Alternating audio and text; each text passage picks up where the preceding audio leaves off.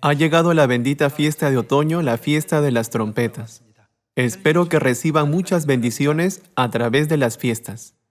Hoy, al celebrar la fiesta de las trompetas, espero que todos los miembros de Sion en el país y en todo el mundo puedan lograr el completo arrepentimiento ante Dios. Y al hacerlo, reciban la salvación y entren en el eterno reino de los cielos. Con respecto a esto, compartamos hoy la palabra de Dios con el sermón titulado La fiesta de las trompetas y el arrepentimiento. Primero, abramos juntos el libro de Levítico capítulo 23. Veamos el versículo 24. Habla a los hijos de Israel y diles, en el mes séptimo, al primero del mes, tendréis día de reposo, una conmemoración al son de trompetas y una santa convocación. Hoy es el primer día del séptimo mes según el calendario sagrado. Se dice que este día debía conmemorarse con trompetas. Veamos el origen de la fiesta de las trompetas. Cuando Moisés bajó con las primeras tablas de los 10 mandamientos, encontró a los israelitas adorando un becerro de oro. Al ver a los israelitas adorando al ídolo, Moisés arrojó las tablas al pie del monte, rompiéndolas en pedazos. Estaba furioso. Por esa razón, 3,000 personas murieron ese día.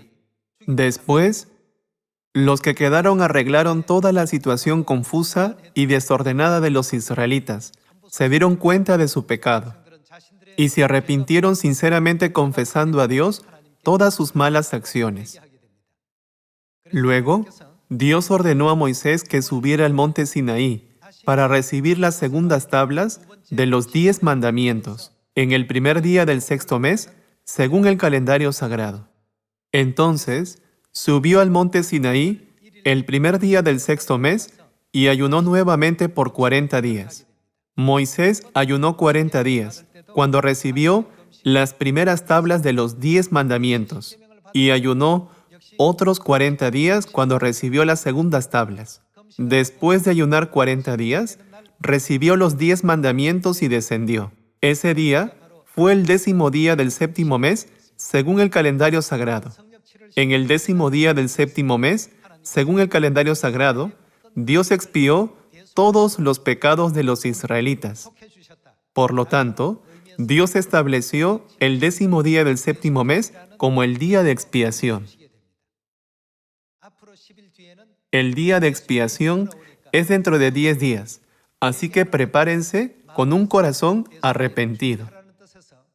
Dios siempre hacía que su pueblo tocara las trompetas durante 10 días antes del día de expiación y que se arrepintieran de todos sus pecados que habían cometido todo el año y que los confesaran ante Él. Hoy, el primer día del séptimo mes, según el calendario sagrado, es la fiesta que Dios estableció con este propósito. El significado contenido en la fiesta de las trompetas es el arrepentimiento. Hace 2000 años, Jesús vino a la tierra y dijo, arrepentíos, porque el reino de los cielos se ha acercado. Debemos comprender que existe una relación inseparable entre el reino de los cielos y el arrepentimiento. Arrepentíos. En pocas palabras, si no nos arrepentimos, no podemos entrar en el reino de los cielos. ¿No significa esto que podemos entrar en el reino de los cielos que se nos acerca solo después de que nos arrepintamos? Mucha gente dice, no he hecho nada malo en mi vida. ¿De qué tengo que arrepentirme? Si no comprenden la situación espiritual, nunca podrán entender por qué es necesario el arrepentimiento para entrar en el reino de los cielos. La Biblia dice que todos nosotros éramos ángeles del cielo antes de venir a la tierra en forma humana. ¿Qué pasó en el cielo? cometimos pecados contra Dios. Fuimos arrojados a este mundo terrenal después de pecar en el cielo. Y ahora vivimos en forma humana. ¿No dice la Biblia que originalmente éramos hijos de Dios como los ángeles del cielo? La respuesta a la pregunta de cómo regresar al reino de los cielos es el arrepentimiento. Tenemos que arrepentirnos de los pecados que hemos cometido en la tierra. Sin embargo, definitivamente debemos asegurarnos de arrepentirnos de los pecados que cometimos en el cielo. Algunas personas pueden preguntar, ¿por qué debo arrepentirme? No he hecho nada malo. Veamos juntos el libro de Primera de Juan, capítulo 1, versículo 8.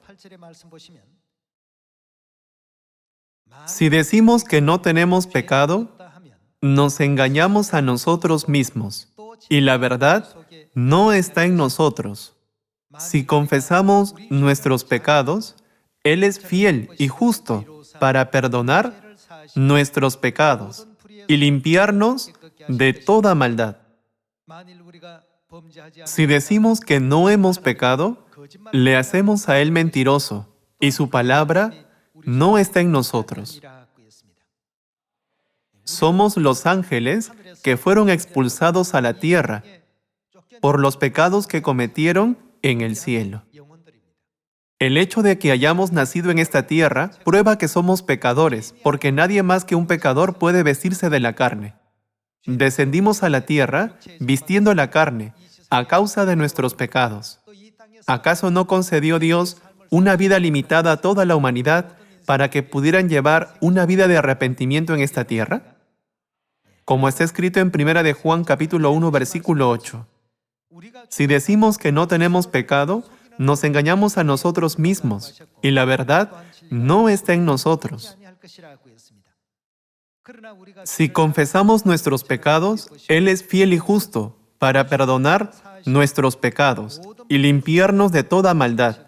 Si decimos que no hemos pecado, le hacemos a Él mentiroso, y su palabra no está en nosotros. Ya que Dios sabe todo nuestro pasado y toda nuestra vida en la tierra, ¿no es por eso que desea que nos arrepintamos rápidamente y volvamos al reino de los cielos? Por esa razón, la Biblia nos recuerda, si decimos que no hemos pecado, le hacemos a Él mentiroso, y su palabra no está en nosotros. Esta fiesta, que comienza con la fiesta de las trompetas y termina con el día de expiación, es una fiesta en la que Dios espera nuestro arrepentimiento. Sea por los pecados que cometimos en el cielo o en la tierra, los recordemos o no, arrepintámonos por completo y confesemos todos nuestros pecados ante Dios y entremos en el eterno reino de los cielos. Ahora veamos algunos testimonios sobre el arrepentimiento de los profetas. Vayamos al libro de Ezequiel. Ezequiel capítulo 18, versículo 30. Por tanto, yo os juzgaré a cada uno según sus caminos, oh casa de Israel. Dice Jehová el Señor, ¿qué debemos hacer? Convertíos y apartaos de todas vuestras transgresiones, y no os será la iniquidad causa de ruina. Echad de vosotros todas vuestras transgresiones, con que habéis pecado, y haceos un corazón nuevo, y un espíritu nuevo. ¿Por qué moriréis, casa de Israel? Porque no quiero la muerte del que muere. Dice Jehová el Señor, convertíos pues. Convertirnos se refiere a arrepentirnos. ¿Y qué haremos después de arrepentirnos? Y viviréis. Aquí, la Biblia y los profetas testifican que quienes no se arrepientan, morirán. Pero la forma de vivir se abrirá para los que lo hagan. En el versículo 30 dice, apartaos de todas vuestras transgresiones. Pase lo que pase, debemos apartarnos de todos nuestros pecados cometidos en la tierra o en el cielo. ¿Acaso Dios no vino a la tierra para permitirnos llevar una vida apartada del pecado? Si es así, veamos otra advertencia de Dios sobre el arrepentimiento en el libro de Salmos. Vayamos juntos al libro de Salmos, capítulo 7, versículo 12. Si no se arrepiente, él afilará su espada, armado tiene ya su arco, y lo ha preparado. Asimismo ha preparado armas de muerte, y ha labrado saetas ardientes. He aquí el impío concibió maldad, se preñó de iniquidad y dio a luz engaño. Está escrito en el versículo 12 que si un hombre no se arrepiente, ¿qué hará Dios? Él afilará su espada. Si un hombre no se arrepiente, Dios armará su arco que ya ha preparado. Si lo expresamos de manera simple, ¿acaso no significa que si un hombre no se arrepiente, solo le espera la destrucción y la muerte? Entonces, ¿qué pecado cometimos y cómo podemos arrepentirnos de él? Primero, necesitamos encontrar el origen de nuestro pecado, que comenzó en el cielo. En Isaías capítulo 14, Dios nos da una idea del estado mental del primer criminal en el mundo angelical del cielo. A través de esto, tomémonos un tiempo para comprender nuestro propio estado espiritual que ocasionó que fuéramos expulsados a este planeta Tierra. Y pensemos, ¿por qué Dios nos dio todas las reglas, estatutos y leyes del nuevo pacto? Veamos el capítulo 14, versículo 12. ¿Cómo caíste del cielo, oh lucero hijo de la mañana? Cortado fuiste por tierra, tú que debilitabas a las naciones. Tú que decías en tu corazón, subiré al cielo. En lo alto, junto a las estrellas de Dios, levantaré mi trono, y en el monte del testimonio me sentaré, a los lados del norte. Sobre las alturas de las nubes subiré, y seré semejante al Altísimo. El Altísimo es Dios, pero el lucero, hijo de la mañana, tuvo una mentalidad rebelde contra Dios, diciendo, seré semejante a Dios. En el versículo 15 está escrito, mas tú derribado eres hasta el Seol, a los lados del abismo. Se inclinarán hacia ti los que te vean, te contemplarán diciendo, ¿es este aquel varón que hacía temblar la tierra, que trastornaba los reinos, que puso el mundo como un desierto, que asoló sus ciudades, que a sus presos nunca abrió la cárcel? Todos los reyes de las naciones, todos ellos yacen con honra cada uno en su morada. Pero tú echado eres de tu sepulcro como vástago abominable, como vestido de muertos pasados a espada, que descendieron al fondo de la sepultura, como cuerpo muerto hollado.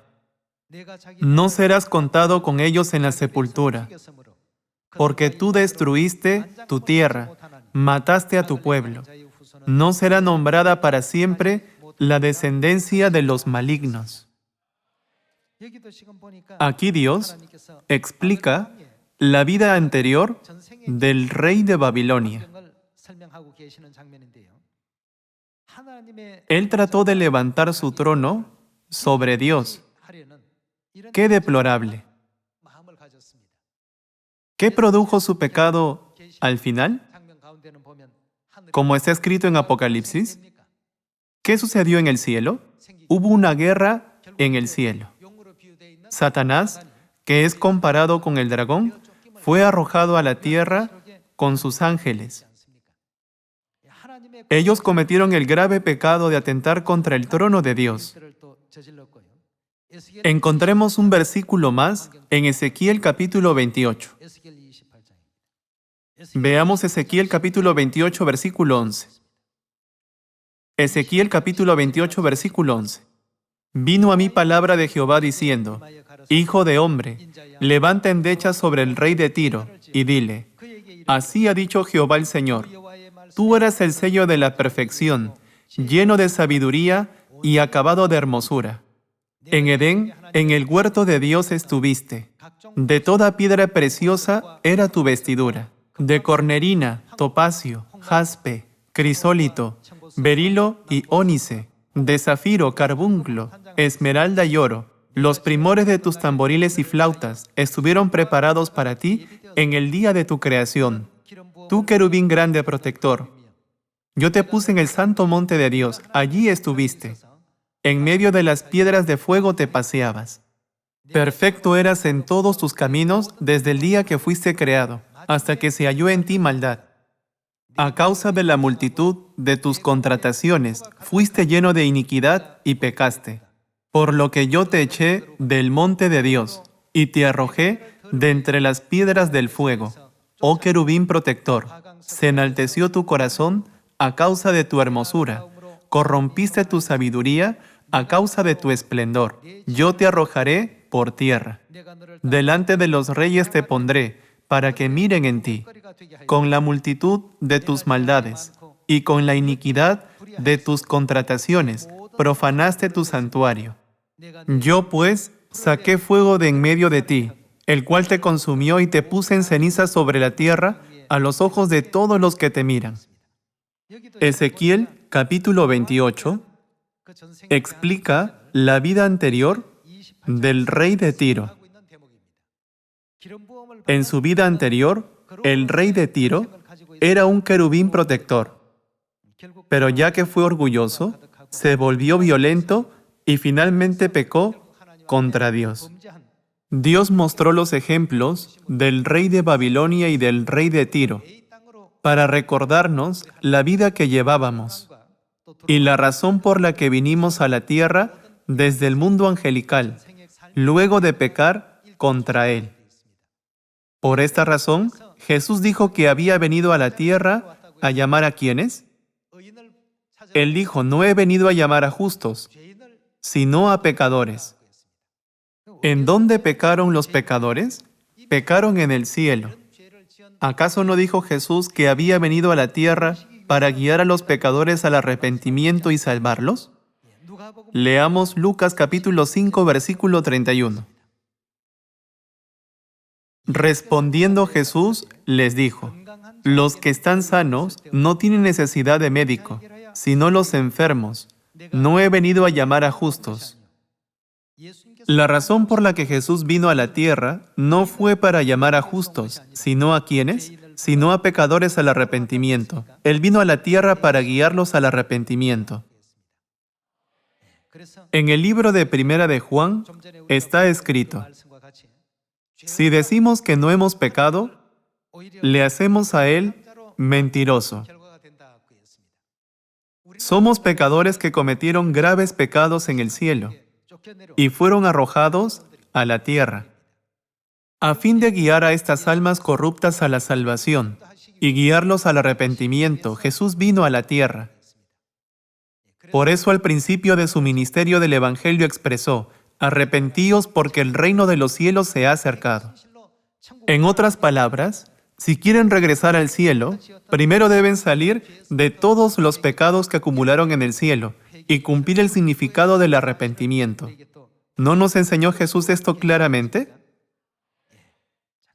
Entonces, ¿cómo podemos ser perdonados de todos nuestros pecados?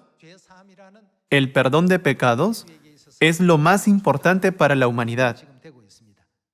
Primero, aprendamos más sobre qué es el pecado. Veamos 1 de Juan capítulo 3, versículo 4. Todo aquel que comete pecado infringe también. ¿Qué es el pecado? Infracción de la ley, pues el pecado es infracción de la ley. Así como hay leyes en la tierra, hay leyes en el cielo. Luego de ser tentados por Satanás, el diablo, quien quebrantó las leyes del cielo y perturbó el orden del universo, los hombres trataron de derrocar el trono de Dios y como resultado fueron conducidos a este mundo terrenal. La razón principal de todo esto se origina en el corazón que no respetó las leyes, ordenanzas y decretos establecidos por Dios. Por eso, ¿qué dice la Biblia sobre el pecado? Todo aquel que comete pecado, ¿qué? Todo aquel que comete pecado infringe también la ley, pues el pecado es infracción de la ley. Continuemos con el versículo 5. Y sabéis que Él apareció para quitar nuestros pecados, y no hay pecado en Él. Versículo 6. Todo aquel que permanece en Él no peca. Todo aquel que peca no le ha visto ni le ha conocido. Hijitos, nadie os engañe. El que hace justicia es justo, como Él es justo. El que practica el pecado es ¿de quién? Todo aquel que practica el pecado es del diablo, porque el diablo peca desde el principio. Para esto apareció el Hijo de Dios, para deshacer las obras del diablo. La Biblia nos enseña que aquellos que no aceptan las leyes, ordenanzas y decretos de Dios, y aquellos que no llevan una vida conforme a los mandamientos de Dios, son aquellos engañados por Satanás y forzados a cometer pecados según la voluntad de Él. Por tanto, ¿qué ha enfatizado Dios en todo momento, incluso después de venir a la tierra? Cuando vino a la tierra para salvar a la humanidad, siempre nos enseñó: obedezcan las leyes, ordenanzas y decretos. Siempre ha enfatizado esta enseñanza a la humanidad. Veamos Deuteronomio capítulo 8, versículo 1. Cuidaréis de poner por obra todo mandamiento que yo os ordeno hoy, para que viváis y seáis multiplicados, y entréis y poseáis la tierra que Jehová prometió con juramento a vuestros padres. Y te acordarás de todo el camino por donde te ha traído Jehová tu Dios estos 40 años en el desierto, para afligirte, para probarte, para saber lo que había en tu corazón, si habías de guardar o no sus mandamientos. Dios hizo que los israelitas recorrieran el camino del desierto por 40 años, para ver si obedecerían o no los mandamientos de Dios. ¿No hizo Dios que los israelitas pasaran 40 años en el desierto hasta que pudiera confirmarlo? Es porque las leyes, ordenanzas y decretos dados por Dios son así de importantes. Ahora estamos recorriendo el camino de la fe en el desierto espiritual. Recorriendo el camino de la fe, debemos estar unidos cuando Dios dice: únanse unos con otros, humillarnos cuando se nos dice: humíllense, y ser humildes cuando se nos dice: sean humildes. Sin importar lo que Dios diga, debemos obedecer las palabras y sus mandamientos. Solo entonces, ¿no seremos capaces de recuperar el eterno reino de los cielos? Por eso Jesús nos dio una lección muy importante al enseñarnos cómo arrepentirnos. Leamos Marcos capítulo 1, versículo 15. Diciendo: el tiempo se ha cumplido y el reino de Dios se ha acercado. Arrepentíos. ¿Y qué debemos hacer? Creed en el Evangelio. Creer en el Evangelio, obedecer el Evangelio y llevar a cabo la obra del Evangelio es la única manera de arrepentirnos de los pecados que cometimos contra Dios en el cielo, a causa de los cuales fuimos expulsados a esta tierra. Como han aprendido en la verdad, ¿qué es el Evangelio? ¿Acaso la verdad del nuevo pacto no contiene muchas leyes, ordenanzas y decretos de Dios que las personas arrepentidas necesitan seguir? Por esa razón, está escrito que aquellos que se arrepienten deben creer en el Evangelio. Los que no creen en el nuevo pacto nunca pueden creer en el Evangelio. ¿No es también verdad que los que no creen en el Evangelio no pueden alcanzar el arrepentimiento? ¿Qué contiene el nuevo pacto que es necesario que creamos en el Evangelio del nuevo pacto? Encontremos la respuesta en Lucas capítulo 22. En Lucas capítulo 22, versículo 7 está escrito: llegó el día de los panes sin levadura, en el cual era necesario sacrificar el cordero de la Pascua. Y Jesús envió a Pedro y a Juan diciendo: id, preparadnos la Pascua para que la comamos. Vayamos al versículo 19 y veamos la escena de la Pascua. Y tomó el pan y dio gracias, y lo partió y les dio diciendo: esto es mi cuerpo, que por vosotros es dado.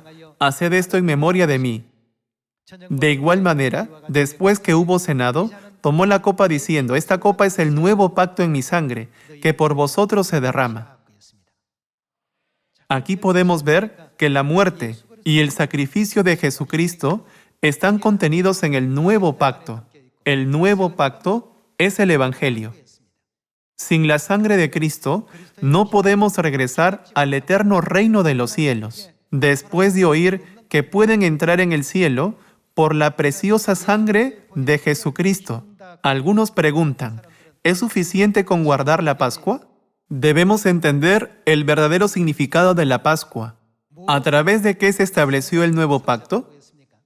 ¿No dijo Jesús, este es el nuevo pacto en mi sangre? En este nuevo pacto está el sacrificio de Dios, nuestros padres espirituales. A causa de mis pecados, ¿quién fue sacrificado y asesinado? Nosotros, hijos de Dios. Debemos comprender esto y tenerlo en mente. Para garantizar que estas cosas no vuelvan a pasar jamás, ¿no deberíamos vivir alejados del pecado? Puesto que nuestros pecados han sido perdonados, nunca más volvamos a involucrarnos en el pecado. Para ayudarnos a entender todo esto, Dios estableció muchas leyes. En el Antiguo Testamento había ofrendas para el día de reposo, las ofrendas regulares, las ofrendas de las fiestas, las ofrendas de expiación por el pueblo, etc. Cada vez que se sacrificaba un animal, siempre era porque alguien había pecado. En nombre del pecado de la persona, un animal era asesinado. La pregunta es, ¿quién murió por nuestro pecado? Cuando comprendemos quién soportó el dolor y el sufrimiento de la muerte en lugar de nosotros, podemos arrepentirnos sinceramente de todos nuestros pecados. Debemos entender con claridad qué mensaje trata de transmitirnos la verdad del nuevo pacto. El severo sufrimiento y la muerte de Dios en la cruz nos mostró solo una fracción de su sacrificio. Nosotros, hijos de Dios, debemos entender plenamente cuánto sufrimiento está contenido en él y debemos vivir sin involucrarnos en ningún tipo de pecado, a fin de entrar en el cielo, en la salvación, a través de esta fiesta de otoño. Con esto concluye el sermón de hoy. Muchas gracias.